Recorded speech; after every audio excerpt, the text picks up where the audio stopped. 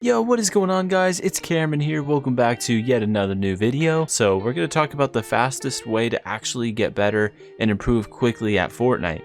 This is coming from a very sweaty Fortnite pubs player. This season I have a 50% win average and like a 9 KD. I'm not saying that to flex on people.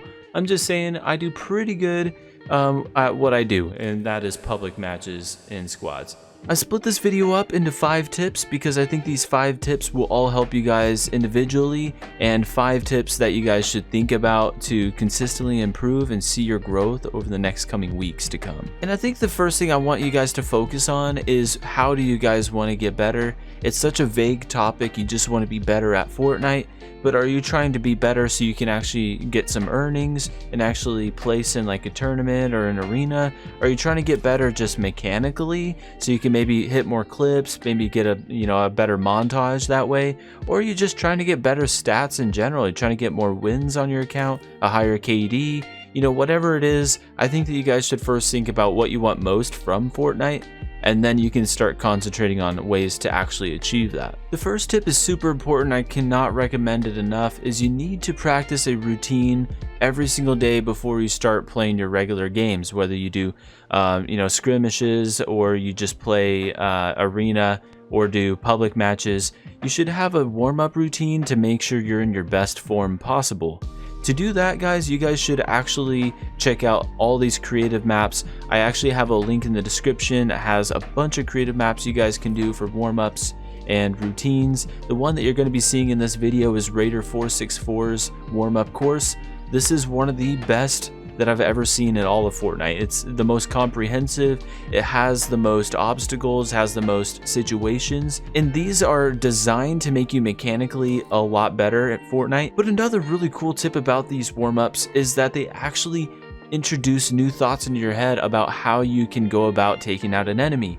For instance, a lot of people will just edit a hole and shoot a guy through it, make a window edit, shoot him. But this actually focuses on doing mongrel classics. It also helps you doing high ground retakes. Honestly, guys, I'd recommend dedicating at least the first 20, maybe 30 minutes to just warming up if you want to get better as quick as you can, as fast as you can. The reason being is that first 20 or 30 minutes is the most crucial to your development as a player, because over the course of that next hour, 2 hours, 3 hours, you're going to get mind fatigue. But when you first hop on, that's when you can potentially play your best if you warm up effectively. What this is also effectively doing is meaning that you're getting it memorized into your brain, so it's muscle memory. So when you're practicing new retakes, you're practicing wall replacements, mongrel classics, any edit style, box fighting in general, you're building your muscle memory. Overall, this will make you a much better player and make you a lot more consistent. This isn't something you want to just practice once and move on from. Guys, for the second tip, much like cranking 90s was the meta, box fighting is the new meta. Building has changed so much over the 4 years that Fortnite has been around. From people not even knowing that you should go for high ground, to then people doing insane high ground retakes. The meta right now is using as little of mats possible and box fighting. If you can do a corner hand peek and just focusing in general on right hand peek is huge. Movement has never been more important in Fortnite, because anybody can edit a window. But can you edit a peanut butter, top right corner, hide yourself completely and kill a guy instantly and avoid 50-50s? That's the bigger question, and that's the thing that pros are thinking about, is their movement, their placement, all those things. And there's a lot of, you could do a whole video on how to edit better, but I do want to mention KenBeans in this one. KenBeans is one of the best people I could recommend for learning how to do smarter edit plays. And it's not really just mechanic stuff that he talks about. He talks about what's the smarter, 300 IQ play in a lot of situations. So definitely check out KenBeans. I'm going to have a link to his channel down in the description for just getting more intelligent, plays like that for building and editing, because he's really the man for it. And he has all the best box fighting tips I could ever recommend. Alright guys, for the next tip is loot intelligence. This is kind of similar to the last tip in that you need to be thinking about what guns are the meta. With the makeshift weapons in this season, makeshift weapons kind of suck. You want to move on from them as quick as you can. Now, they did get buffed up a bit in 16.10. That update actually made makeshift shotguns not unusable. Instead of 2 shots in the clip, now they get 3. They have a little bit better damage. You don't just flake people. You don't just kind of tickle people now with them. They actually hit like a dump truck if you hit a headshot. So makeshift weapons aren't as bad, but again, you want to move on from those as quick as possible and grab a pump. The primal shotgun is kind of meta if you're within 1 box of a guy. The pump shotgun is basically meta if you're more than 1 box away from a guy. So just keeping those things in mind will make you a better overall player. One more point I want to make about loot intelligence is definitely try to know your land as best as you can. This more applies if you're like an arena or tournament player. You want to concentrate on your loot route and your loot path on where you're going to go, and have plan B's and plan C options for places to land that you know really well in the entire loot path.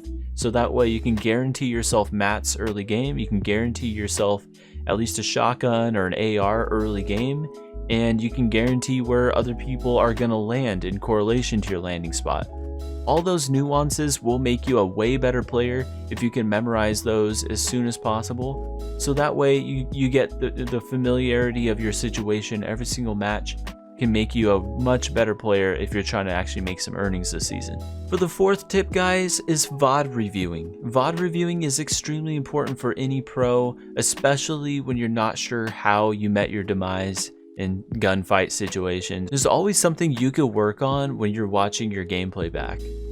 Whether you forgot an edit or messed up an edit, or whether you should have built out of a situation, or whether you should have W keyed a guy but instead boxed up and then you got W keyed on. There's always things that you can look back at your gameplay and wonder what you can do differently. Try to keep an open mind with every single death you have as a learning experience. It's easy for a lot of people to dismiss each of their deaths as, oh, it was a one-time thing, or he got lucky, or he was a spammer, he was a sprayer, to just dismiss it like that. But try to think, well, if I could have gotten this edit off or done this, boxed up, or edited out a few more boxes, then maybe, you could have won that situation. If you concentrate on those things, it means that you're learning from those mistakes, so that way you don't make them again. That's the whole point of VOD reviewing, is you want to understand why a mistake happened and how to fix it immediately starting your very next match, and keep working on that. If you keep building on that game after game after game, if you see what errors you're making, I guarantee you're going to learn from them and never make those mistakes, or make them way less. For the very last tip, guys, is consistency.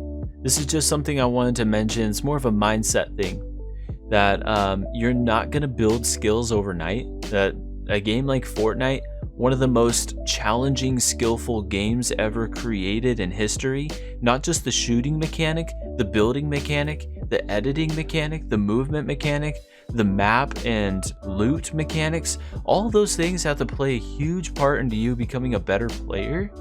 And it's crazy to think that some people think that they can just do a couple things one day, never practice again, and immediately think that they're going to be a better player, because unfortunately it doesn't work that way. This is a game that is like a tirelessly spent game to improve, and you will see results. All of you guys can make it in the competitive scene if you just put in a lot of time, and not just the time, but just to be mindful about how to improve, where to go to improve quickly.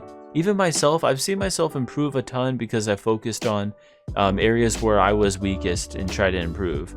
I used to never go for edits. I would just always build out, and overbuild until I'd get shot out or wait for one jump shot.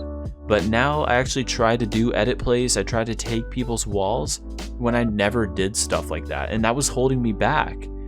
So I just highly encourage you guys to be consistent. Try to do this every day, or just whenever you do play Fortnite. Maybe only play Fortnite twice a week.